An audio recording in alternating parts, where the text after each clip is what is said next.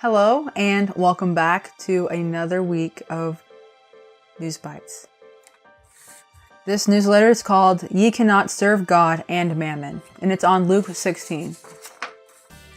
And it has a cool picture. From Eliyahu. Shalom, friends. Mammon is a monster that is consuming the whole world. Mammon is a Bible word used for wealth and for the false god who personifies wealth and the greed that often goes with it. This false god is a hoarder of wealth above all else. He can never get enough, and those who are infected with his disease behave just like him. Mammon knows how to control people by appealing to their greed, and he often does. Make no mistake. It's greed and not love that makes this world what it is. Why? Because the super greedy use their hoard of wealth to tweak and mold the system to funnel the lion's share of the world's wealth directly into their own pockets. By this time, they have the World Economic Forum, aided by technology and corrupt politicians everywhere, working like a well-oiled machine to suck the pennies out of the pockets of the multitudes of hard-working, ordinary people, and even the desperately poor, directly into their massive coffers. The wealthy elite we're talking about publish the idea that it's overpopulation, too many people, that's the main factor for poverty and every other ill of mankind. That is a blatant lie. There is more than enough wealth on earth for every person to have everything they need.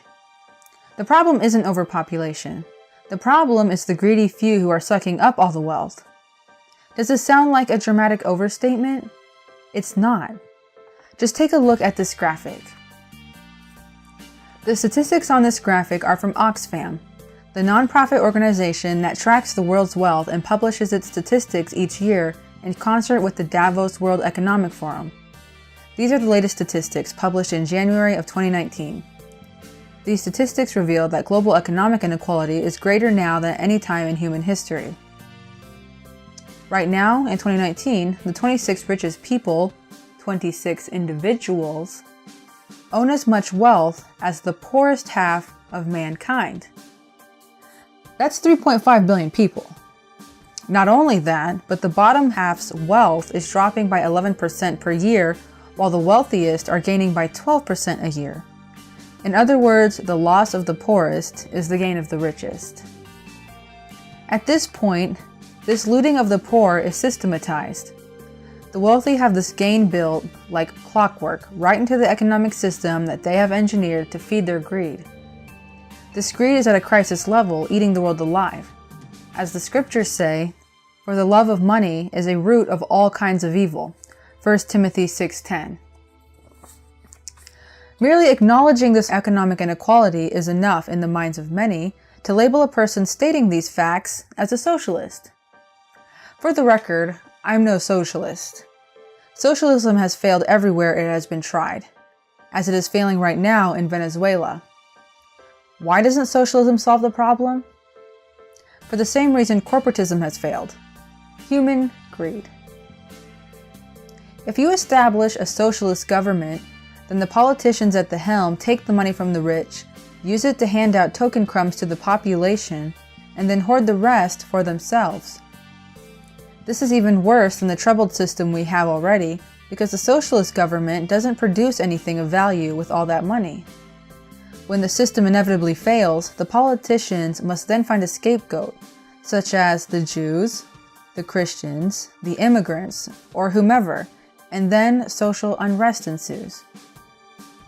While the people are left fighting each other, the truly guilty get away scot-free, with their millions safely tucked away in foreign banks, leaving the country in flames.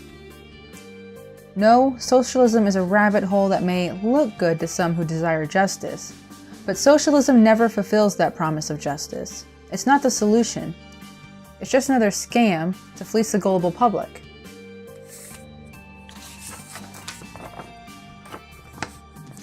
Meanwhile, Mammon is killing us.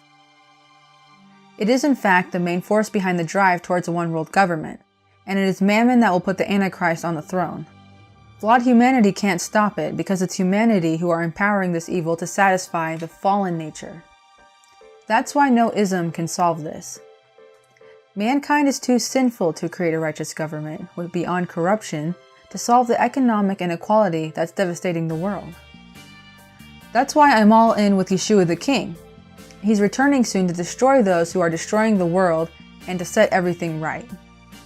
Here's what the prophet Isaiah has written about him. The Spirit of Yahweh will rest on him, the Spirit of wisdom and understanding, the Spirit of counsel and might, the Spirit of knowledge and of the fear of Yahweh. His delight will be in the fear of Yahweh. He will not judge by the sight of his eyes, neither decide by the hearing of his ears. But with righteousness he will judge the poor, and decide with equity for the humble of the earth. He will strike the earth with the rod of his mouth, and with the breath of his lips he will kill the wicked. Righteousness will be the belt of his waist, and faithfulness the belt of his waist. Isaiah 11, 2-5. Yeshua has the proven character, the right, and the power to remove the present corrupt system to replace it with his kingdom. His kingdom is eternal. The smart money is on advancing his kingdom, even in the midst of this world, and Luke 16 explains this opportunity in detail.